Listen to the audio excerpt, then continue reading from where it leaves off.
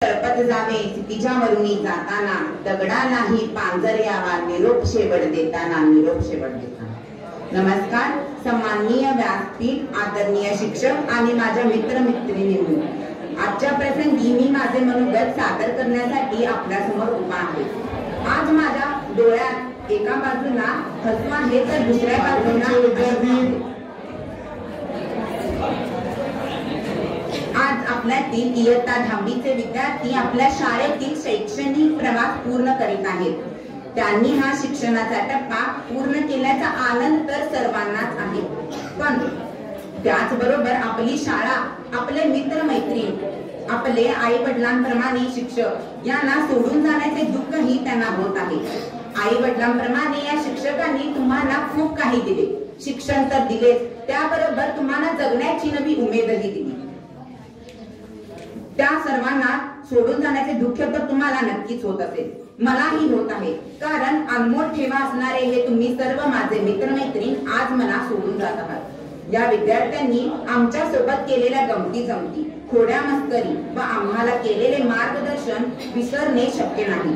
खरं तर हे विद्यार्थी शाळेतील इतर विद्यार्थ्यांसाठी सदैव आदर्श राहतील। या विद्यार्थ्यांमधील प्रामाणिकपणा, शिस्तप्रिय वृत्ती, सचोटीपणा, आशावाद, अभ्यासवृत्ती हे गुण इतर विद्यार्थ्यांना प्रोत्साहित करतील। आजच्या या प्रसंगी मी तुम्हाला तुमच्या आयुष्यात येणाऱ्या प्रत्येक स्पर्धेसाठी हार्दिक शुभेच्छा देतो व नेहमी तुम्ही अशीच प्रगती करत आपले व आपल्या शाळेचे, आपल्या शिक्षकांचे, आपल्या आई वडिलांचे, आपल्या मित्रमैत्रिणींचे नाव उज्ज्वल करावे अशी ईश्वरचरणी प्रार्थना करतो। जाता जाता एवढेच म्हणेन की प्रेमाचे नाते अतूट असतात, प्रेमाचे नाते अतूट असतात, कधीही न तुटणारे असतात, कधीही न तुटणारे असतात। माणसाचा सहवास हा हृदयात असतो, म्हणून निरोप हा घ्यायचा नसतो, म्हणून निरोप हा घ्यायचा नसतो। थँक्यू। या शाळेतला हा प्रवास इथे पूर्ण होत आहे याचा आनंद आहेच, पण याच वेळी ही शाळा, हे शिक्षक, माझे मित्रमैत्रीण या सर्वांना निरोप देण्याचा हा दुःख देखील फार मोठा आहे। आपल्या आई वडिलांप्रमाणेच या सर्व शिक्षकांनी देखील आपल्याला प्रेम दिलं।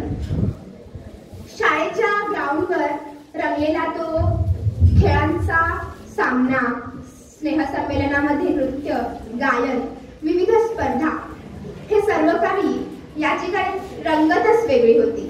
आणि आमची शाळेची सहल, आणि या सहलीतील धमाल तर यापुढे कोणत्याही प्रवासात येणं हे अशक्यच आहे, पण हे आता सगळं काही संपणार। सर, आम्ही या प्रशालेत खूप काही चुका देखील केल्या आणि त्या तुम्ही माफ कराल हे मला माहिती आहे। सर, करणार ना माफ? हो, नक्कीच।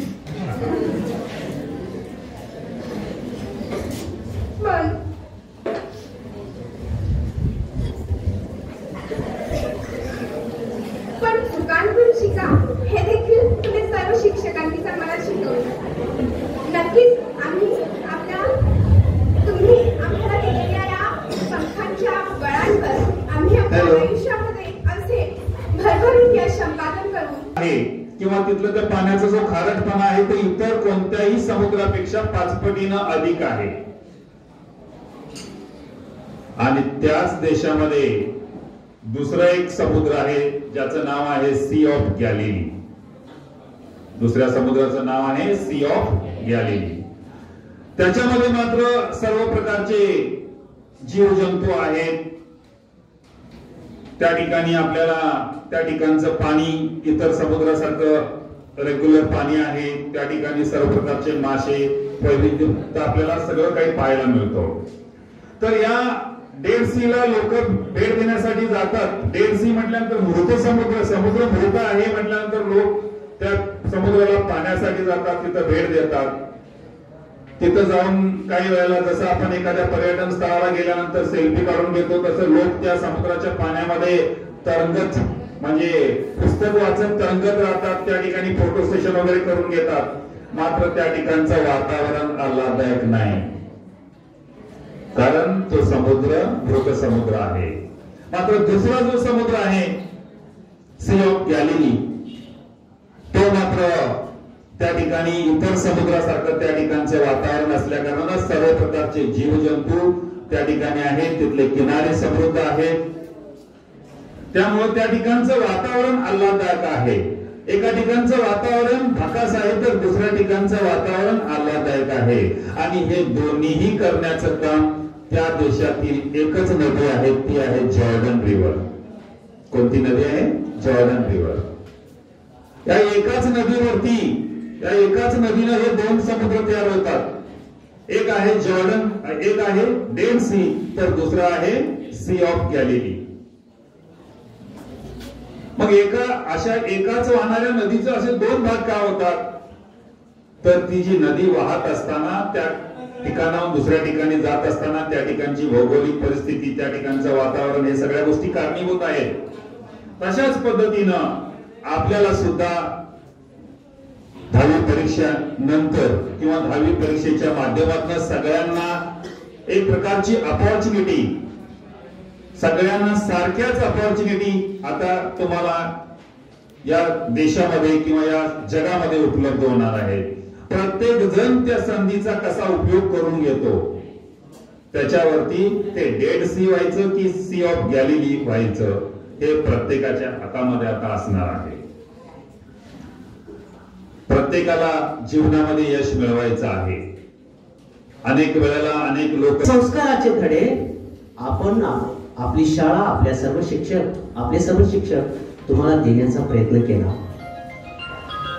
ही शिदोरी आपण आपल्या शैक्षणिक वाटचालीमध्ये वापरून त्याचा उपयोग आपल्या यशासाठी तुम्ही करणार आहात. हे करत असताना आणखी एक छोटस विधान मी या ठिकाणी आपल्यासमोर मांडू इच्छितो, कारण खूप धडे दिलेले आहेत. पुन्हा पुन्हा त्याच गोष्टी सांगण्याची आवश्यकता नाही. करिअरमध्ये 7 क्षेत्र आहेत. कला आहे, वाणिज्य आहे, विज्ञान आहे, वैद्यकीय क्षेत्र आहे, अभियांत्रिकी क्षेत्र आहे आणि गणवेशधारी क्षेत्र आहे. त्या गणवेशधारी क्षेत्रामध्ये सेवा करणारे आजचे आमचे पाहुणे आणि आपले विद्यार्थी, त्यांचा स्वभाव मला पहिल्यापासून माहित आहे, कारण विद्यार्थी आहेत असल्यामुळे. ज्या व्यवसायाला जो स्वभाव लागतो तो स्वभाव त्यांच्याकडे असल्यामुळे ते त्यांच्या कार्यामध्ये ते आज यशस्वी होत आहेत. या सेवेसाठी एक मुळात स्वभाव आक्रमक असावा लागतो. भाषा ही थोडीशी वाकडी असावी लागते. हे सगळे स्वभाव त्यांच्यामध्ये असल्यामुळं आज ते त्या क्षेत्रामध्ये यशस्वी होत आहेत. प्रत्येक व्यवसायासाठी प्रत्येक स्वभाव गुणधर्म असतात. ते स्वभाव गुणधर्म असावे लागतात. मग ते कोणतंही क्षेत्र असू दे. हे सांगत असताना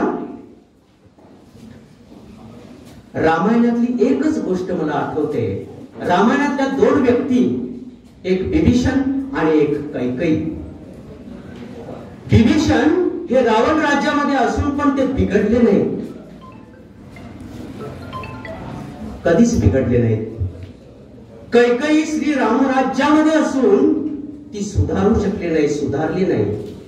बिघडणे आणि सुधारणे हे आपल्या विचारावर अवलंबून आहे, आपल्या परिस्थितीवर नाही. म्हणून आपण इथून पुढच्या जीवनामध्ये मित्र पाहत असताना मित्र पारखून घ्या, संगत चांगली ठेवा, मग आपल्यामध्ये नक्कीच सुधारणा होते. हे पाहत असताना आपली बलस्थाने, आपली कमतरता काय आहे याची जाणीव घ्या.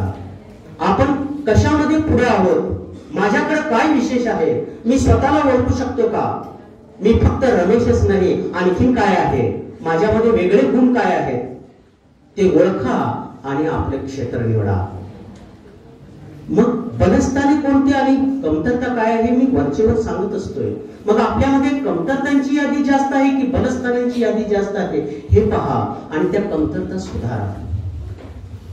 तर इथून पुढच्या या जीवनामध्ये अशा पद्धतीने आपण वाटचाल केला तर निश्चितपणे कोणतीही स्पर्धा परीक्षा असू दे, जित आणि चिकाटी ठेवा, मेहनत ठेवा, निश्चितपणे त्याच्यामध्ये यशस्वी होऊ शकता.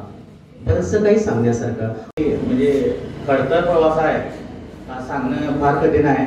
आणि मला आज कळालं प्रमुख पाहुणेपासून म्हणजे खूप डेंजर परिस्थिती आहे, कारण पहिल्यांदा सगळ्यांना संपवलेला आहे. आता काय बोलायचा हा माझा प्रश्न आहे, तरी मी प्रयत्न करतो.